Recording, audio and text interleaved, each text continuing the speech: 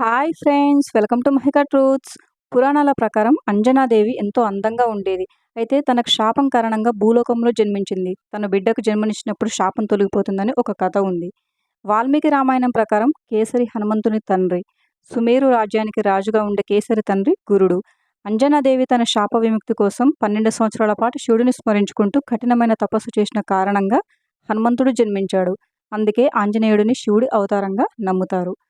హనుమాన్ జయంతి రోజున సూర్యోదయం కంటే ముందే నిద్రలేచి స్నానం చేయాలి. మీకు సమీపంలో ఉండే హనుమంతుని ఆలయానికి వెళ్ళి సింధూరం సమర్పించండి. ఈ పవిత్రమైన రోజున ఆంజనేయుడితో పాటు శ్రీ సీతారాములను కూడా పూజించాలి. ఎర్ర చందనం, అక్షింతలు, పూలు, ధూపదీపాలు, బట్టలు, పండ్లు తదితర వాటిని హనుమంతుడికి సమర్పిస్తే మంచిది.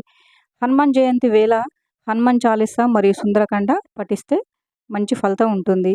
పూజ పూర్తయిన తర్వాత హారతి ఇచ్చి ప్రసాదాన్ని అందరికీ పంచిపెట్టండి. హనుమంతుని ప్రత్యేక అనుగ్రహం కోసం ఓం హం హనుమాన్ నమః, ఓం నమో భగవతే హనుమాన్ నమః అనే మంత్రాలను జపించండి.